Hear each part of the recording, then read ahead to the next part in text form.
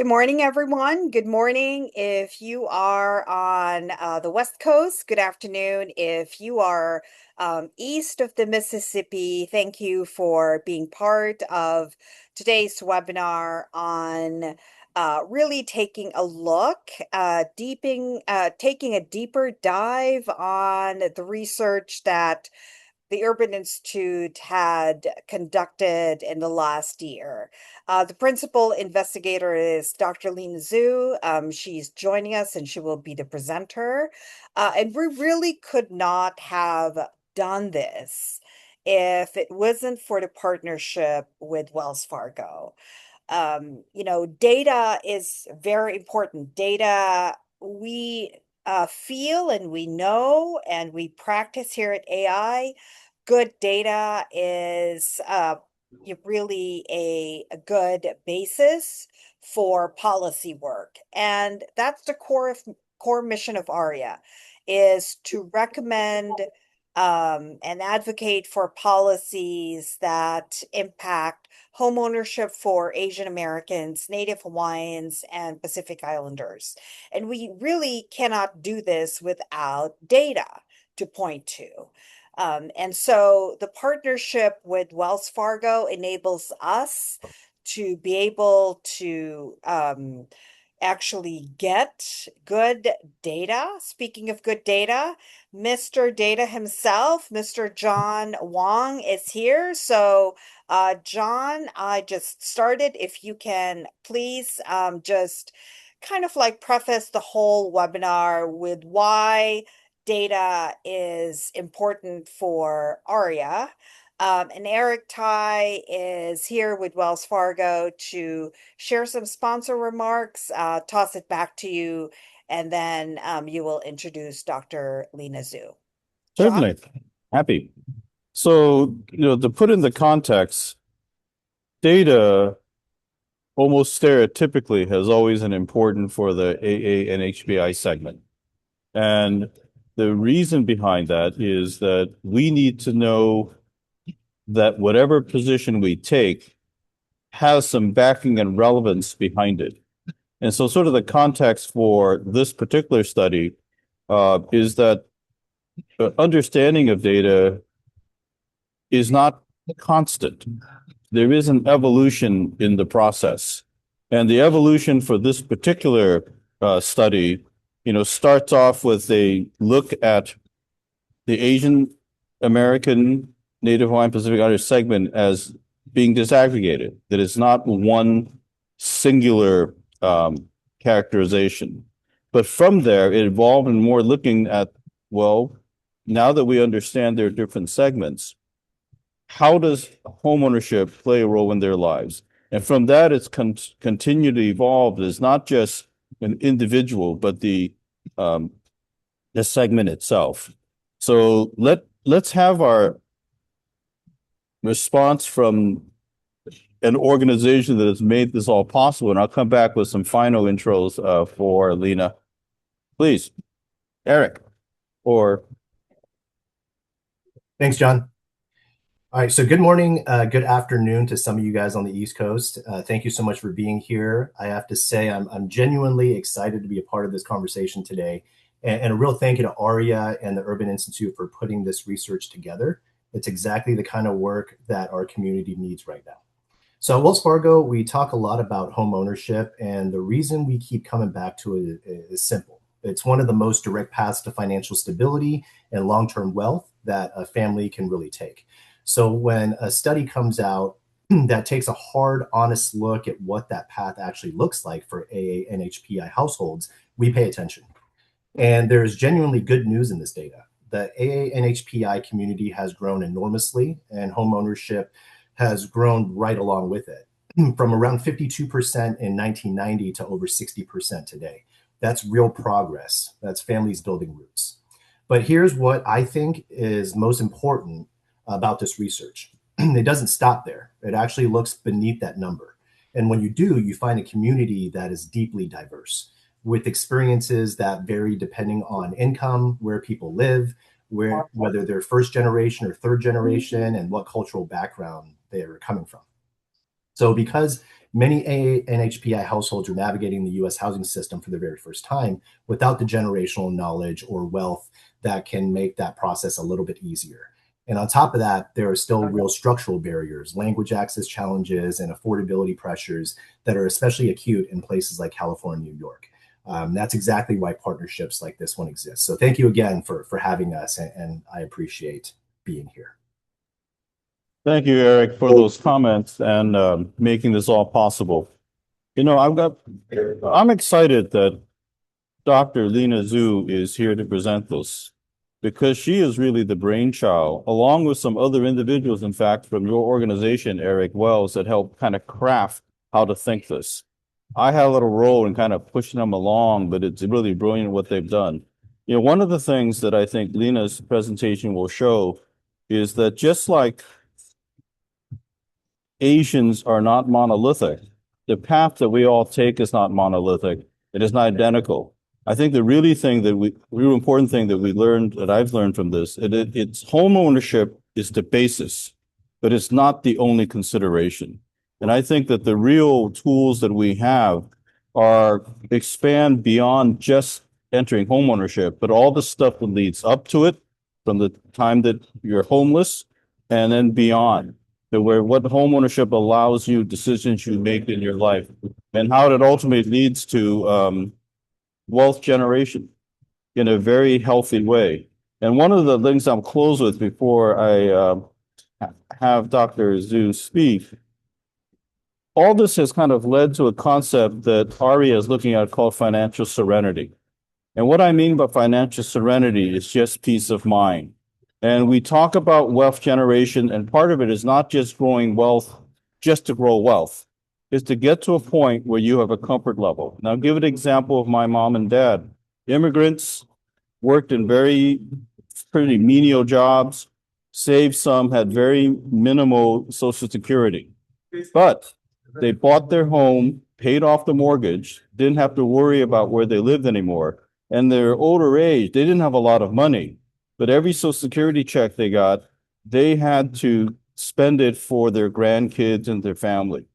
For them, that was financial serenity. It didn't mean that they had $1 billion, but they had used homeownership to reach a point where their life was at peace. And I think that's where this study really points that there are many ways to having financial serenity, and many, many programs, legislatively and private sector, that can address these. So I'm excited to have Dr. Lena Zhu, one of the smartest people I've ever met, somebody from USC, which is a pretty hard place to get into, and really has done fantastic work for us. And I've explored some of her other work in addition to that with Aria. She's brilliant everywhere she goes. Without further ado, Lena, would you share your thoughts with us from what you have identified from the study that you work with Aria? Thank you, Sure. John. And Lena, before you get started with your presentation and before you I'm sure you're loading it on your screen, just some housekeeping items. Lena had sent the link to the project page on the chat, so everybody should have access to it. If you have any questions, please type it in the Q&A or on the chat, and we will monitor that and spend the last 10 minutes. So Lena, you'll have until 10 50 Pacific time. You've got about 40 minutes, and the last 10 minutes we will spend on Q&A. So with that, Dr. Zhu, thank you. Thank you, Hope, Eric, and John. John, you probably set the bar too high, but I will do my best. And hello, everyone. I'm Lena Zhu, Senior Research Associate with the Urban Institute's Housing Finance Policy Center. I'm really glad to be here to present some of the key findings from this entire body of work that we've spent the past year working on.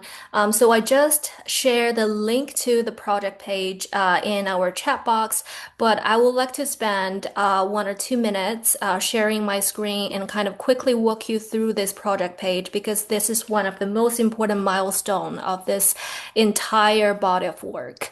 Let me see, share. Can you see my screen okay? Yes, we can. Yes. Okay, great. So if you click the link, this will lead you to this project page titled with Pathways to Homeownership and Wealth Building in AANHPI Communities. We call it a project page because it encompasses multiple output products, including under research and insights, including the three milestone reports we released in the last couple of months. And also, if you scroll down to the bottom, we also include some regional spotlights, providing more regional level insights. And the three selected metro areas are San Francisco, New York, and Dallas. For each metro areas, you will get the specific location-related metrics regarding to their lending landscape, the share of bank lending versus non-bank, the characteristics of the upcoming home buyers, as well as their dominant lending channel. So it's a page with very rich resources, and I would welcome you navigate across the page and see which parts pique your greatest interest. And confident speaking, this project page, we believe to date is one of the most comprehensive documentation of the lived experiences of the ANHPI communities with respect to their home ownership and wealth building journey. And in today's presentation, I'm going to quickly walk you through the key findings from the three reports. A little bit high level overview. So we kind of released the reports in a sequent manner, starting with this one in January, focusing on the wealth building trajectory, not just the access point, as Eric just mentioned, but also what happened after the keys are handed over to the home buyers. And look at like treat wealth building not just a one point in time activity, but more like an interconnected dynamic process along the life cycle. And then in March, we released the second report, providing more disaggregated information, highlighting the unique experiences within the community. People from different country of origin or ethnicity origin, they may have different preferences or different trajectory when it comes to home ownership or the broader wealth building opportunities. And then, last but not the least, in May, we released the third report focusing on the lower income spectrum's populations, trying to highlight what happened if that identified wealth building trajectory or pathway did not get realized. And then we see a very concerning trend around the rising homelessness within this community.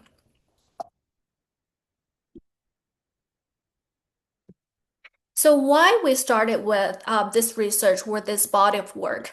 Um, as Hope just mentioned, like this is the ANHPI households. This segment is one of the fastest growing segments of the U.S. population. It signals great opportunities, but at the same time, if you look at the research world or the policy discourse, very rarely or very limited attention has been paid to this segment. Often, if you read in the news or in the research reports, the Asian segment is often grouped into this other category with like white, black, Hispanic results. So we are often excluded from research or policy discussions.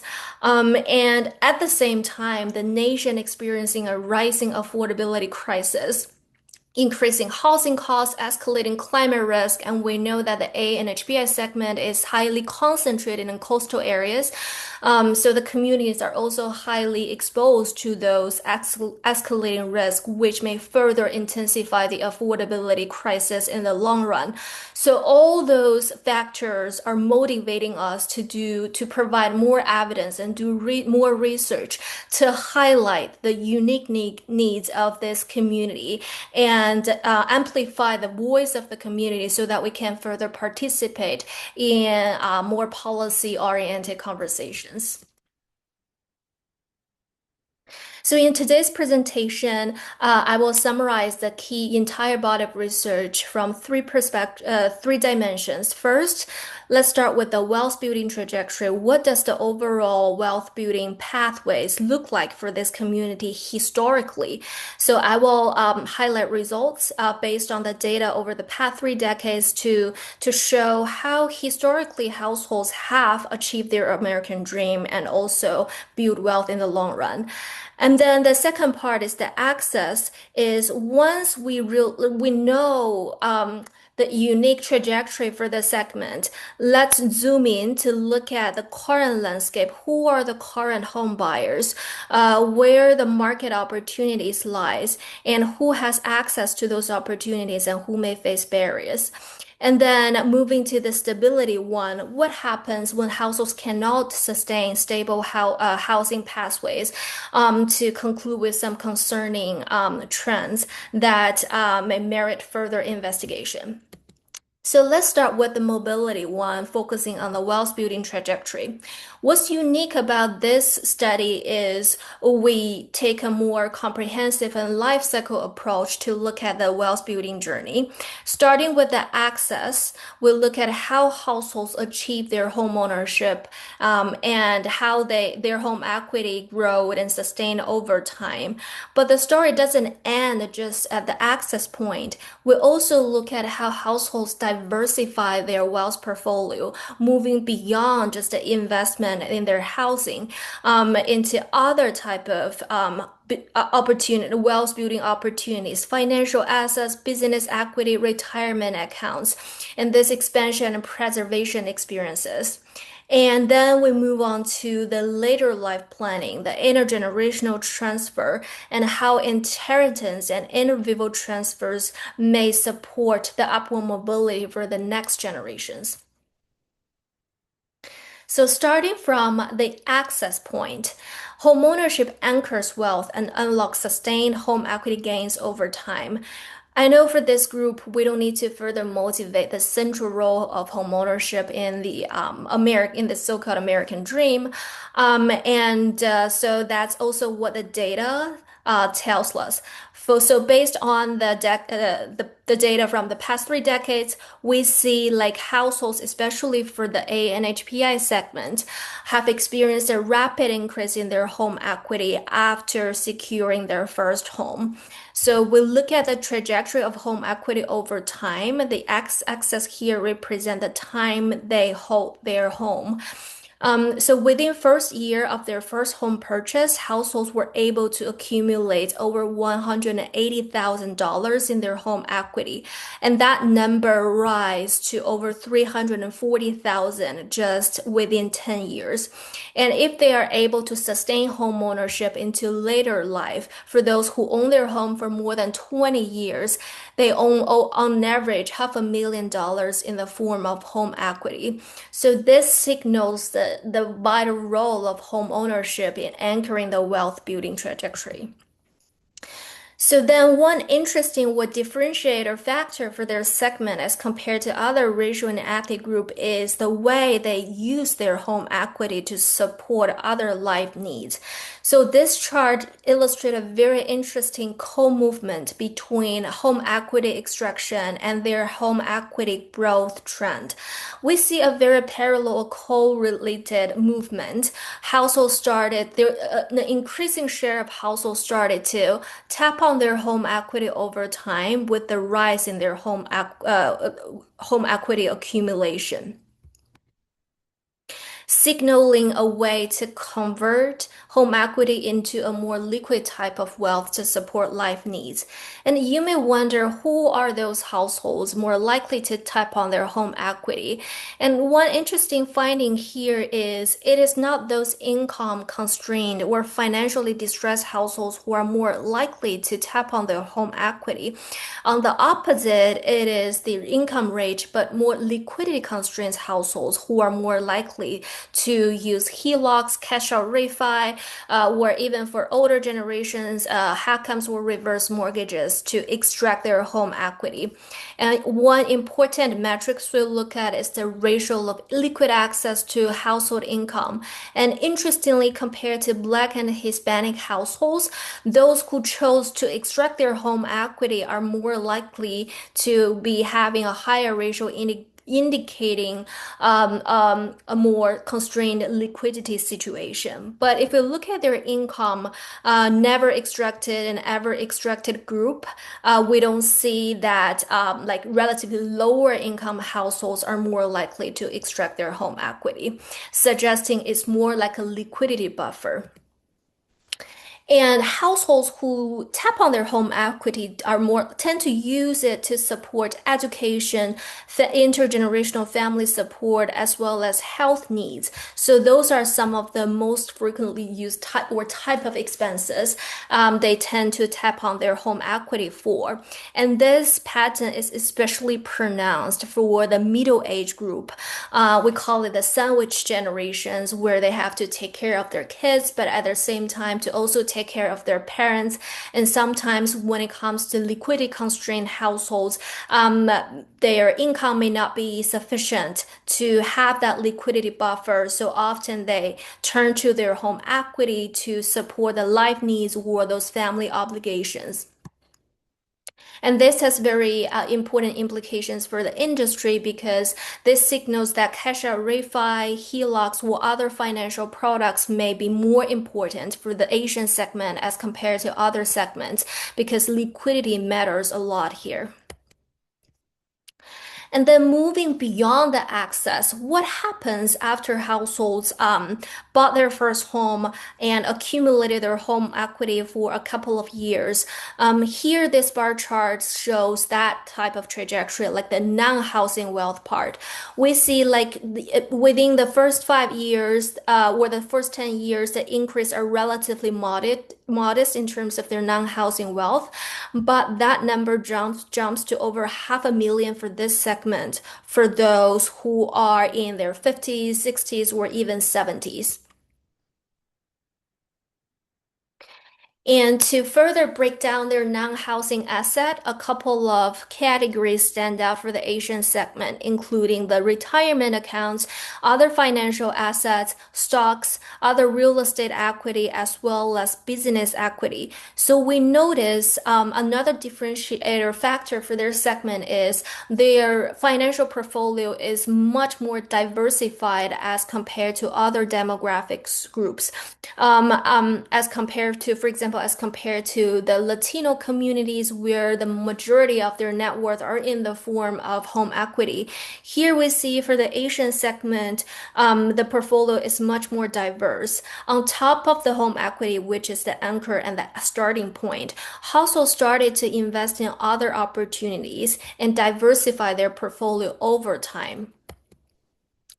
And this also contribute or lead to this very interesting trend among the Asian segment that we see a decreasing share of home equity out of their total net worth in late life. So let me explain this paragraph a little bit more. So this bar chart shows the median ratio of home equity to net worth.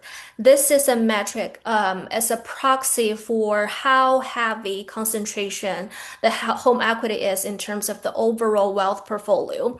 And for people before the age of 65 across all groups, we see that home equity is kind of the dominant, one single dominant wealth source for basically all groups. Although overall, as compared to the median level for AANHPI households, this share is relatively lower, and which consistent to what we show in the last slides related to the diversification. But what's interesting is the decreasing trend in the late life for the 65 plus group. The ratio decreased from 68% to 57%. This is not to suggest a decrease in their home equity, but more to suggest even more diversified or portfolio in late life. And if you look at the specific number of non-housing asset types they hold in late life, more than 50% of ANHPI households among those in this bucket hold more than three or more non-housing asset types. So diversification really matters. And this also signals another business opportunities for the industry to consider, which related to wealth preservation and wealth management. On one hand, it's good to have a very diversified portfolio. On the other hand, that may also signal greater exposure to market and macro level shocks. So financial advisory services may be particularly important to this for this segment because households may need more advices and financial literacy to navigate through market turbulence to preserve their wealth and maintain a balanced and diversified portfolio, especially in late life. And moving into the later stages of this life cycle horizon, we also see the importance of intergenerational wealth transfer in supporting the upward mobility for the future generations. So the bar chart on the left-hand side suggests almost half of the homeowners age 65 and above are expecting to leave something behind to the next generation. So this is an indicator for their inheritance or bequest motive. This is very important because once we turn to the bar chart on the left-hand side, we see that the Asian borrowers they have the greatest share among first-time home buyers who used a gift or loan from family to buy their homes. So 40% of Asian home buyers relied on their family support as compared to 26% for the Black, 27% for Hispanic, and 32% for white. And this is a reflection for two factors. One is, yes, on average, maybe the median household income for the parents' generation is relatively higher as compared to the Black and Hispanic populations. But at the same time, it could be also an indication for the limited access for alternative home buying support. For example, the down payment assistance programs at both the federal and state level or other assistance programs, which we'll get into in later slides. But this is taking together, this suggests the important role of intergenerational wealth transfer. So coming back to this continuum framework from access and use to expansion, preservation, and then to intergenerational transfer, we see that all those activities are all interconnected and it's a very dynamic process. But at the same time, we also identify some unique barriers, structural, institutional, and market barriers that may limit households' ability to achieve this pathway. So, for example, we notice in terms of access or getting the keys, the Asian borrowers experience higher mortgage denial rates, even after controlling for the underwriting factors, credit score, DTI, LTV, and income. After controlling for those factors, we still see a denial gap between white and Asian borrowers for both purchase loans and refinance loans. And we documented how important for households to access homeownership because that kind of unlock this whole journey and could enable households to sustain to have that home equity growth. But if households could not really get into this, start this process and get denied at the very beginning, that kind of leave many households out of this opportunity zone. So it's important for us to think more about what's the underlying reason triggering this denial gap between white and between Asian borrowers and their counterparts. We notice language barriers may be associated with some of the gap, but that's not the whole story. But coming to the language barriers, we see language barriers associated with lower home ownership rate. As compared to the population overall, the Asian segment tend to have a higher share of linguistically isolated households. But if we look at the historical trends, one positive note is when compare the home ownership between those who have language barriers and who doesn't, the gap in home ownership rates has shrinked over time. So from 1990, the gap is more than 20 percentage points to 2024. That's around 10 percentage points.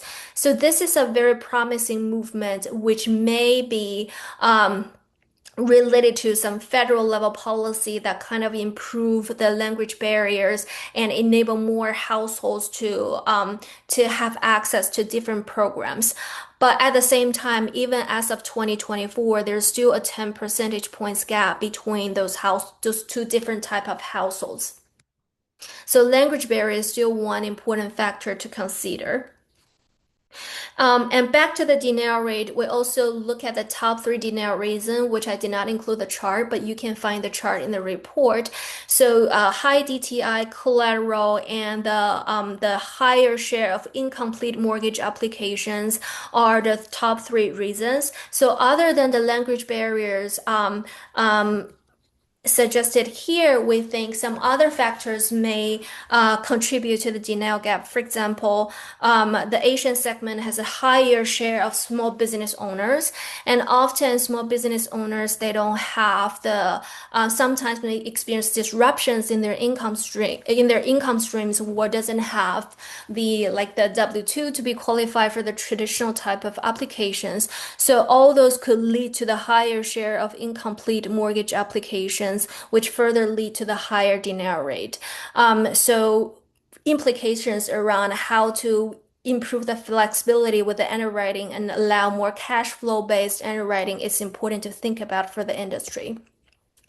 And on the small business or on the small business owners, we see the non-housing wealth is exposed to cyclical economic risks. So here we take a deeper dive into the specific industry for the Asian segment, the small business owners. We break down Asian Americans and NHPI, the Native Hawaiians and Pacific Islanders, because they often have very different income trajectories. So even though the specific industry concentration or the specific sector may look different, but one concerning underlying trend pops up when we put these two charts together.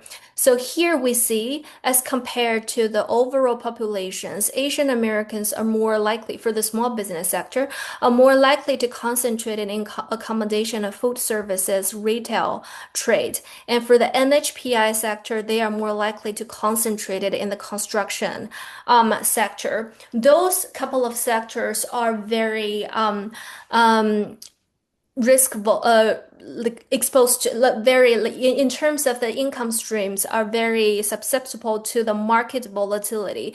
So assuming small business owners working in those industries, and if you look at their income streams or the bank statements when it comes to the underwriting approval, very likely they may not be able to qualify for certain standards if the cash flow based underwriting is not incorporated.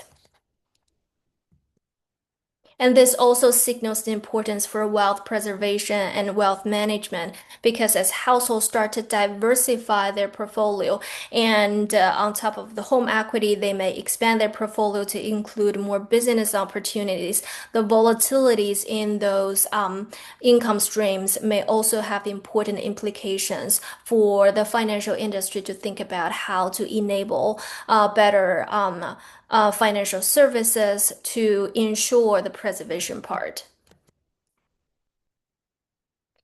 And another barrier is this huge gap between inheritance, intention, and realization. We just see that the important is very, for the Asian segment is that almost 50% of them are expecting to leave something behind. But in reality, only less than 10% of households actually receive the inheritance. So this bar chart shows the gap between the intention and the realization by race and ethnicity. And across all groups, we see the largest gap in the Asian segment. 47.2% versus the 9.7% for the realization. And this suggests a need for a better succession planning and estate planning to support the wealth transfer to the next generation. And it's also, we're facing some cultural challenges here because for the Asian segment, often we don't talk about death or plan for that in a proactive way, maybe as compared to other demographic groups, partially due to the cultural reason. So how to incorporate the cultural background into the financial planning and facilitate better succession planning is another angle to think about based on this finding.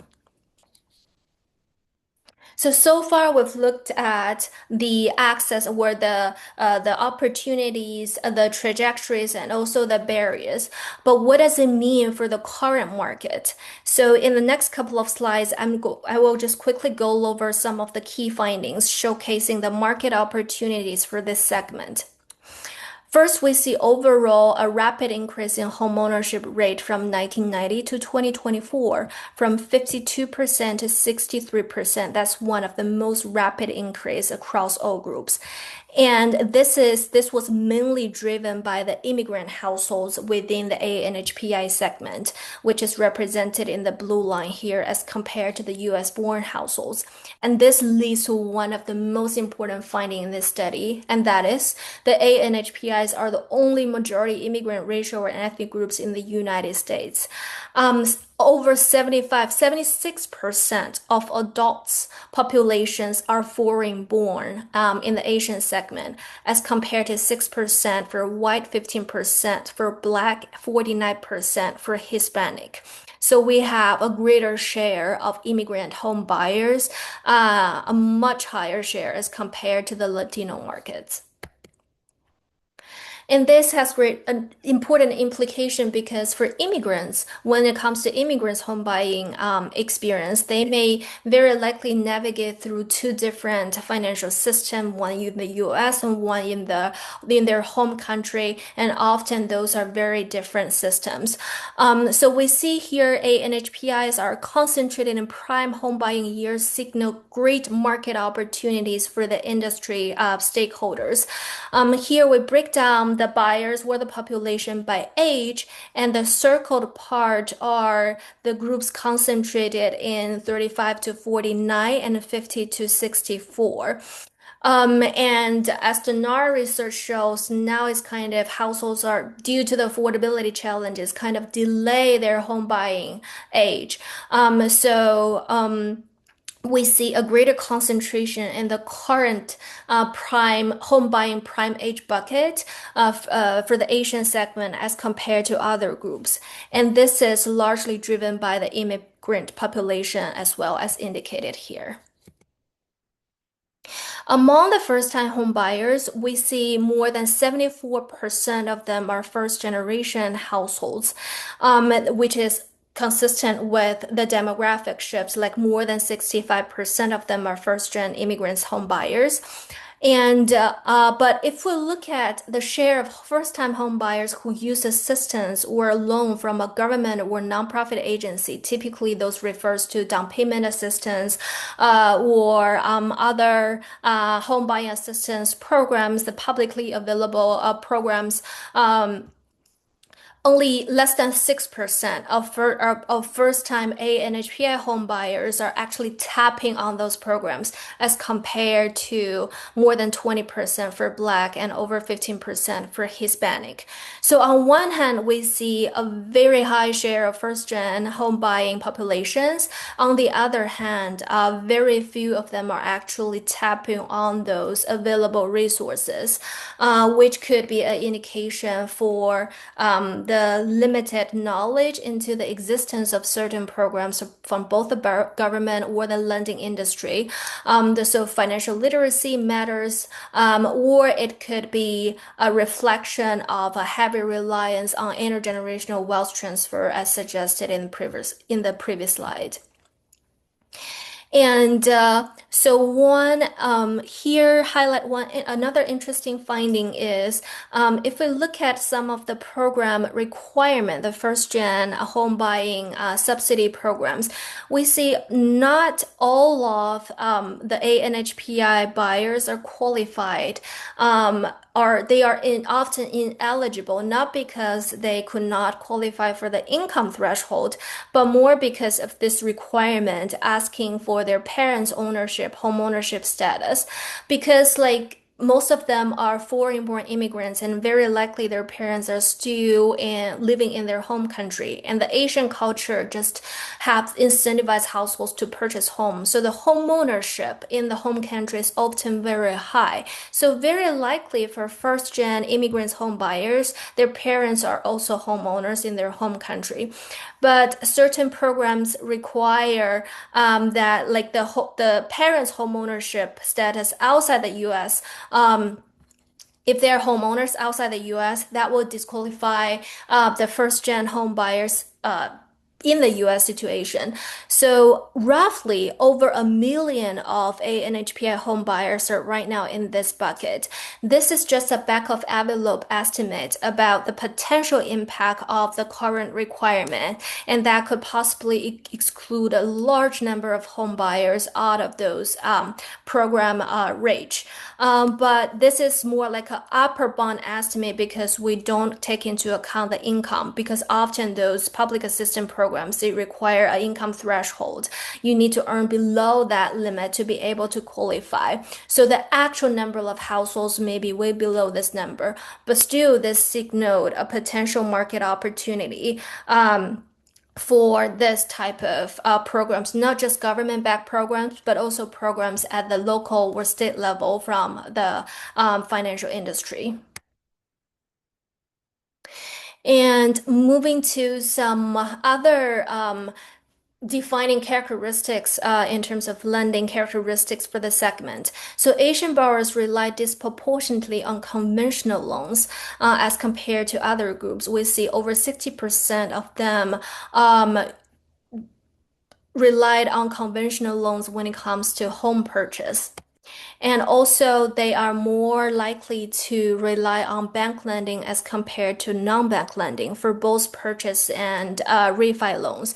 So over 35% for the Asian borrowers, their lending comes from the bank lenders as compared to a way smaller shares for example, Black and Latino populations.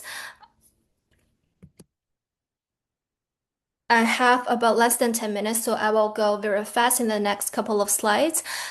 So in terms of some other demographic trends among the home buying generations, we see there's a shift in the multi-generational living arrangement over time from 1960 to 2024.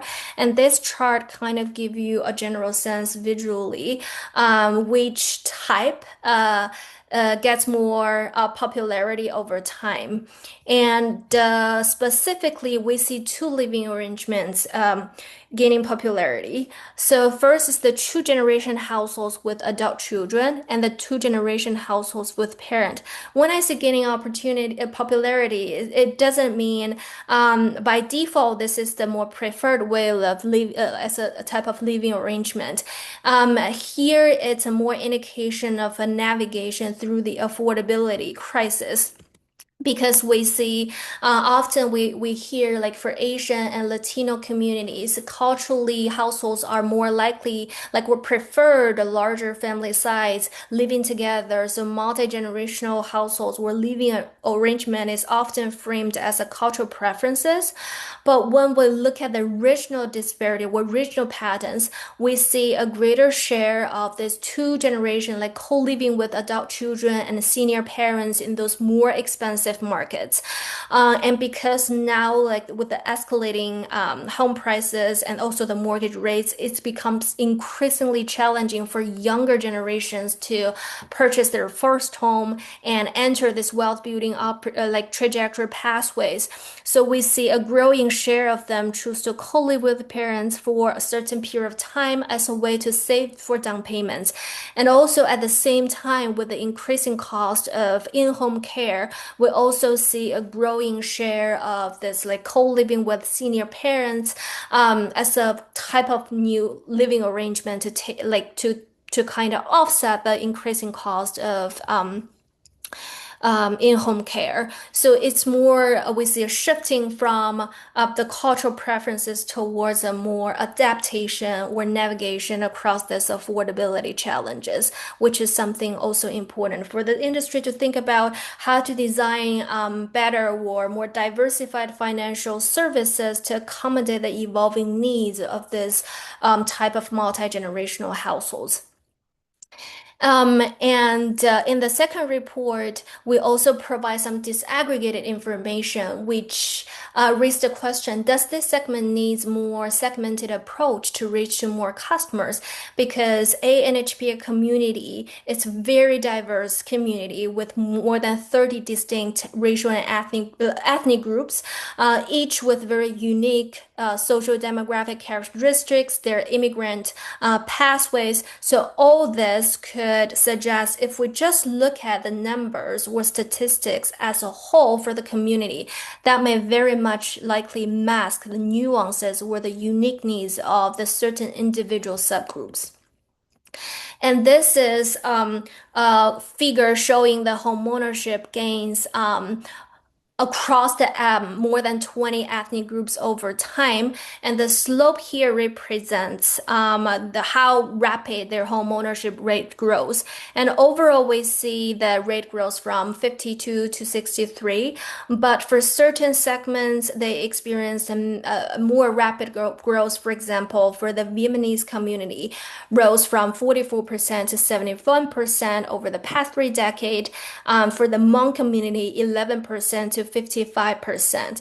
But however, at the same time, for example, Pacific Islander, they actually experience a downward sloping trend, decrease from 41% to 26%. So this is just one piece of evidence showing why the disaggregated information is so important for us to understand the nuances and the unique needs within the segment. So the interest of the time, I'm gonna to skip couple of slides and okay, this is important to highlight. So besides the unique trends or disparities within the segment, another factor to take into account is the geographic concentration in high cost markets. We see 47% of the entire segment population are concentrated in just 3 states, California, New York, and Texas. And 70% of the population are concentrated in those top 10 states. And we look at those states on the map, we see often those are the relatively more expensive states, coastal areas which are exposed to rising climate risk. And now we're facing this insurance or the property insurance crisis, which will further increase the cost of owning and sustaining a home. All this could mean more policy attention and business opportunities. Of course, more discussions need to be evolved around the Asian segment because they are facing an escalating exposure to this risk. And this chart gives you the MSA level landscape of the affordability crisis at the time. So the last two columns, this the price to income ratio gives you the affordability level or the measure for those top metro areas. The higher the ratio, the less affordable the MSA is. And the last columns give you the share of LMI and NHPI homeowners in those corresponding MSAs. And very concerning to see that in those most expensive markets, more than 40% of the populations are low and moderate income households, suggesting very difficult experiences, lived experiences among them to navigate the high living costs in those areas, the high housing cost, as well as the other compounded factors which will further intensify the affordability challenges. And that kind of triggered the third report, which I won't have time to talk about today. But if I can just highlight one important finding from this report is because of the rising affordability challenges and the heavier concentration of low and moderate income in those more expensive markets, we see a more rapid increase in homelessness population in those areas over the past decade. Very rarely we read in the news when it comes to homelessness reports. We rarely read stories about the Asian segment. But if we look at the data, actually we see a 43% increase over the past decade in terms of the homeless population count as compared to the 37% overall nationwide. So this suggests a very concerning trend, especially among the lower income spectrum. I will maybe just highlight one more thing is among those lower income households, we see the AANHPI households, they often experience less visible forms of housing instability. So HUD has its own definition for homelessness, but for the Asian segment, many households are actually at the stage, we call it at risk stage, before the actual crisis point occurs or before they match the HUD definition of homelessness. But a greater share of the Asian population are actually, like, for example, check the box for doubling up, couch surfing, temporary shelter use, eviction, and foreclosure. Those are some of the more, like, most important indicators for housing stability, which often lead to the homelessness situation as an end result. So thinking about some prevention solutions to help those households increase their housing stability before they reach that crisis point is very important for this segment. To quickly summarize some of the most important policies implications, going back to this life cycle wealth building approach, it's really important to support cash flow based underwriting, improve language access, as well as the strengthen housing counseling, as well as the financial advisory services, not just for the access point, but also for the wealth accumulation and wealth management and wealth preservation. At the same time, it's important to monitor the disparities in the mortgage, in the home purchase and refi denial rates. Better understand what caused or triggered the denial rate gap to enable more households better access home ownership opportunities. On the wealth transfer part, expand access to affordable estate and succession planning, increase multilingual legal assistance, and also address heirs property risk in certain more rural areas. Moving to the homelessness or the lower income spectrum, it's important to expand cultural and linguistic access to those services on the ground and strengthen early housing stability interventions for households at risk of homelessness before they reach the crisis point. And in the report, you will find a more comprehensive list of policy recommendations and that I won't be able to walk you through today. And this is the kind of the QR code, which will give you access to the project page. But you can also use the link I shared at the beginning to access the project page. And on the page, you will have access to all three research reports and the regional dashboards. Thank you, everyone. With that, I will turn it back to Hope. Thank you, Lena. We have a few minutes for questions.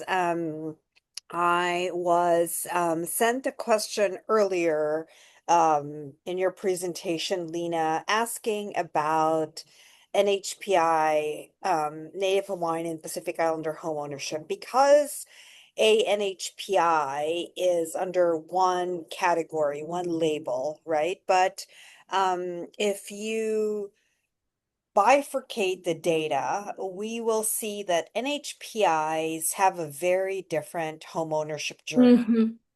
And it's oftentimes masked because of just some of how the other subgroups are performing very, very well when it comes to home ownership. But NHPIs, again, um, are among the subgroups that actually are not performing quite as, as well or as successful. Why are, based on just the research that you've done, why is NHPIs challenged with becoming homeowners? That's a very important question. And again, that signals the importance of having more disaggregated data. And I just here put up again this chart. Here you can see the native Hawaiian and Pacific Islander. So even for the like it's more so for the Pacific Islander who experience a decreasing trend in homeownership rate over time. I guess partially due to the income. They have more limited purchase power as compared to other group. I think I have a chart for income growth over time. You see between 1990 and 2024, for native Hawaiian, they actually experienced a negative gain in their real purchase power, which is very concerning. For Pacific Islander, even though there's a 35% increase, but if we look at the actual amount and compare that with some of the more relatively affluent groups, there's still a very large income disparity. So I guess the income is a very important factor that kind of limit the purchase power. Um, and in the report, we also have a chart. Let me stop share. For educational attainment change over time. So we also see a more stagnated type of movement over time for the NHPI subgroup as compared to other groups. So all these are suggesting more investments are needed in those communities. They need to they like more resources need to be shifted to enable a more rapid growth in their income so that they can have the resources to purchase a home and increase their home ownership rate over time. Thank you. And are you seeing, you had talked about the growth of homelessness in ANHPIs. How are you seeing NHPIs and homelessness? We don't have really good data to break it down, but at the aggregate level, let me pull that chart. And I ask that question because they're oftentimes overcrowding in their Hmm. homes, right? And Yep. that's technically not homelessness. Yes. So how do we account for just overcrowding and all of that stuff? Here in San Diego, I mean, for NHPIs, we are seeing um a lot of multi-generational homes and all of that stuff. So yes, I don't want to Yes. interrupt you. Go ahead. So yes, to your point, Hope. At the aggregate level, the okay here, the blue line is for the AA groups and the gray is for the NHPI. Overall, we don't see a very different pattern over time in terms of the increase in the homelessness population. Um, and as of 2024, they share very similar counts. But to your point, at when it comes to housing instability factors, which includes overcrowding or multi-generational house or housing cost burden, often here we may be able to see a more like a sharper contrast between AAs and NHPIs. We didn't really track the specific share of multi-generational household or overcrowded households in this report, but I think that's a very good point to consider for future phases to further look at or investigate the differences in those housing instability factors. Like before household actually reach to that crisis point, what are some of the within group disparities? That's very important to look at. Thank you. And one last question that we have time for from John. Can you comment on the growth of the Hmong community and what has worked to support this community? For the Hmong community, let me go back to yes, this community has experienced a rapid increase in home ownership rate. And when it comes to income, yes, also very prominent increase over time, 149% increase over the past 3 decades. So, yeah, income is one driving factor, but let me also see their median household income and median home value. So even though the Hmong community, their home ownership rate and income have grown a lot significantly over time, which is promising, and could be something to further look like their success trajectory, their success story. But at the same time, I also wanted to highlight the importance to look at the median home value because even though, despite of the sharp rise in the home ownership rate, the median home value for the among community is still significantly lower as compared to the majority groups. This could be a reflection of their geographic concentration, less likely to be in those coastal or more expensive areas, or could be a reflection of a small like starter home purchase. The average for the first time home buyers, their average home value is relatively lower as compared to other groups. And also in the educational chart in the report, you will also see some increase in the share of graduate degrees holders in the Hmong community. So income, education, those are all important. But at the same time, we need to further look into the location factors. And we've seen an increasing presence in the political world among the Hmong community, which will also have very important implications for the entire ANHPI community as well. John, I'm not sure if I answered your questions. Thank you, Lena. All right. Well, thank you for really such depth of information, every single time that I listen to your presentation, there's a few nuggets that I glean from, right? And so thank you, Lena, for the work that you do. Thank you, Eric, for the partnership with Wells Fargo. Thank you, John, for always being the voice of reason. You and John and Jim and Alan are kind of like always the voice of reason for me. So thank you for joining us today and spending your hour with us. I know that we will do this again, particularly the third dashboard, Lena, of homelessness. That's really important. And so, for those of you who've tuned in, thank you very much again for your participation. And we look forward to seeing you at another ARIA webinar or another chapter event or at National in Dallas, Frisco. In the meantime, have a great June, have a great summer, and take care, everyone. Oh, don't forget to congratulate John Wong. John, I can share to the world, right, that Isabella was born a couple of days ago.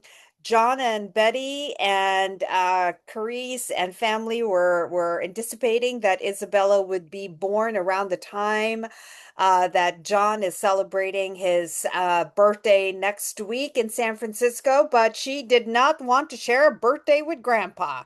She wanted to have her own birthday. So, John, congratulations. We look forward to seeing Isabella and, of course, Wally in San Francisco next week. Yes, we love you and Betty and your whole family. All right.